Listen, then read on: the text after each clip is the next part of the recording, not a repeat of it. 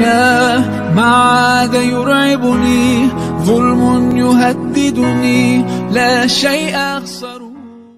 Syed Muhammad bin Alawi Al-Maliki beliau menuliskan ada 42 faedah selawat kepada Nabi. Di situ beliau menyebutkan banyak selawat kepada Nabi itu akan nuntun akal seseorang, nuntun jiwa seseorang, nuntun akhlak seseorang agar orang itu benar-benar bisa menjadi orang yang lurus, yang berada pada siratul mustaqim. Caranya banyak selawat kepada Nabi. Ketika turun ayat selawat, sahabat tuh bingung. Nah, kalau satu kan jelas manfaatnya bagi umat tuh kan ada. Tanha anil fahsyai, enggak. Nah, kalau selawat manfaatnya apa buat umat? Kalau puasa kan ada la'allakum. Jadi kita nih jadi orang bertakwa karena puasa. Nah, kalau selawat kok enggak ada ya manfaatnya ya? Seakan-akan kan begitu kan, cuma itu kan infonya kan cuma pengumuman sama perintah. Pengumumannya Allah dan para malaikat selawat sama Nabi. Perintahnya, wahai orang-orang beriman disuruh memperbanyak selawat dan salam. Itu kan pengumuman sama perintah. Terus apa manfaatnya selawat ini? Nanya, bagian kita dari selawat ini mana?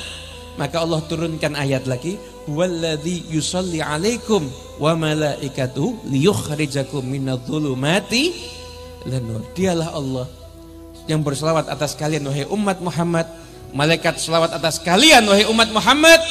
Tujuannya apa? Liyukhrijakum minadh-dhulumati ilan nur, mengeluarkan kalian dari kegelapan menuju cahaya. Jadi obatnya apapun juga itu selawat. Habib, saya habis putus sama pacar saya, belum bisa move on. Caranya gimana biar bisa melupakan? Selawat. Nanti diganti yang lebih ayu insya Allah. Ganti yang ayu, kulitnya putih, sikile kiwa kabeh. Dalan muter berarti. Pokoknya diganti yang lebih baik. Shallallahu alaihi Nabi Muhammad. Banyak baca sholawat, banyak baca sholawat. Pengen dicintai Nabi enggak?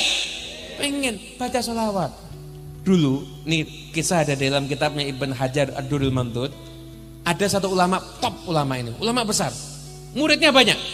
Ini ulama saking berwibawanya, enggak pernah dia itu berdiri untuk nyambut raja, untuk nyambut orang top, enggak pernah. Wibawa, setiap ngajar duduk, orangnya langsung yang bersimpuh di hadapannya. Sekali waktu tengah-tengah ngajar, tiba-tiba datang orang yang dianggap ketika itu dianggap kurang waras, namanya Shibli. Datang Shibli, ini ulama berdiri bergegas, dihampiri, dicium, dirangkul, didudukkan di sampingnya. Muridnya kaget. Lawang menteri kerajaan, orang kaya, orang hebat semua datang, nggak ada yang disambut. Kenapa Shibli kok kamu sambut? Akhirnya nanya, guru, kenapa kok kamu sambut begitu? Kata gurunya, saya niru Rasulullah. Niru Rasulullah. Rasulullah apa pernah ketemu sama Shibli? Saya itu mimpi. Saya itu ada di suatu tempat, Rasul duduk di suatu tempat. Ketika Shibli itu datang, Rasul berdiri, Rasul hampiri Shibli, Rasul cium keningnya Shibli. Saya nanya, ya Rasulullah, ini kan Shibli. Betul, tapi ini orang yang punya hubungan dekat dengan aku. Setiap habis sholat, dia itu selalu baca, laqad ja'akum rasulun min anfusikum azizun alaihi ma anittum harisun alaikum bil mu'minina. Satu dia selawat 3 kali, sallallahu alaika ya Muhammad, sallallahu alaika ya Muhammad, sallallahu alaika ya Muhammad. Selesai 3 kali, tapi istiqomah.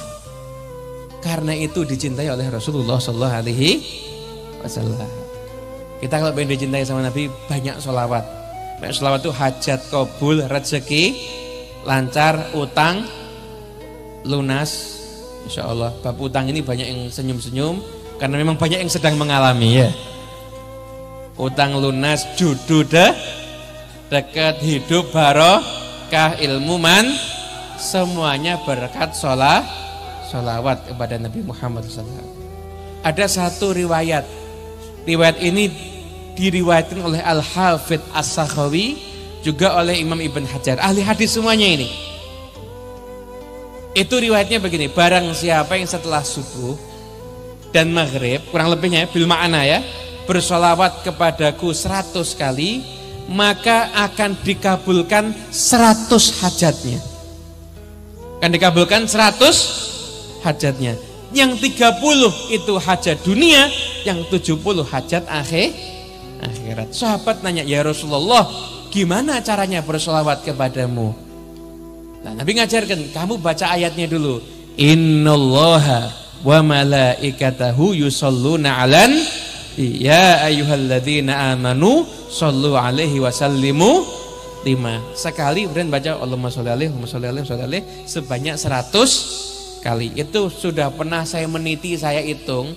Itu kalau dibaca nyantai, tidak cepet-cepet banget, 1 menit lebih 12 detik. Kurang lebih segitu. Cepet apa lama?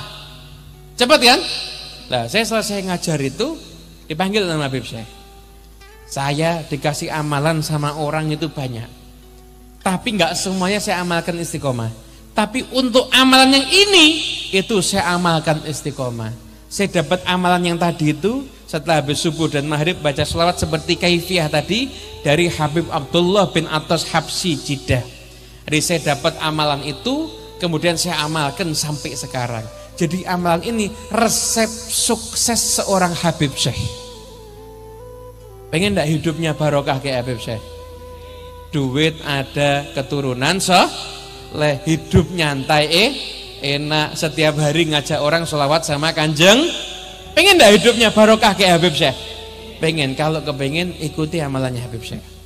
Jadi saya begitu dapat itu, saya dapat ijazah langsung. Beb, saya tolong dikasih ijazah juga, Beb. Oh ya, saya ijazahkan buat kamu. Langsung saya terima kopil tuh ijazah. Nah, ketemu orang soleh itu begitu minta nasihat. Itu orang soleh, Beb selfie ya Beb. Masuk ke Instagram yang nge-like banyak seneng. Jadi ketemu orang soleh itu minta nasihat, minta Nah, ini amalan kalau Anda amalkan pagi 1 menit, malam 1 ba'da subuh sama ba'da maghrib. Sehari Anda cuma mengorbankan waktu 2 menit, tapi semua hajatnya kabul. Cuma sayangnya tidak semua orang itu bejo. Jadi mau tahu yang bejo gampang. Yang besok habis subuh kelingan bejo, yang besok habis subuh lupa, nasibmu. Berarti bukan jatahmu. Kenapa? Karena kalau baru dibilangi langsung lupa, berarti besok-besoknya lagi akan sering. Tapi baru dibilangi langsung ingat, besok-besoknya insya Allah juga akan ingat. Semoga insya Allah kita ini barokah. Lo jaga hati kita ini tetap lurus, tetap bisa mencintai Nabi Muhammad. Ilmunya kita itu ilmu yang nuntun kita semakin dekat dengan Nabi Muhammad. Kita insya Allah dijauhkan daripada sifat punya prasangka buruk kepada sahabat Nabi, keluarga Nabi dan para ulama pewaris Nabi. Lo jadikan kita istiqomah ila yaumil qiyamah.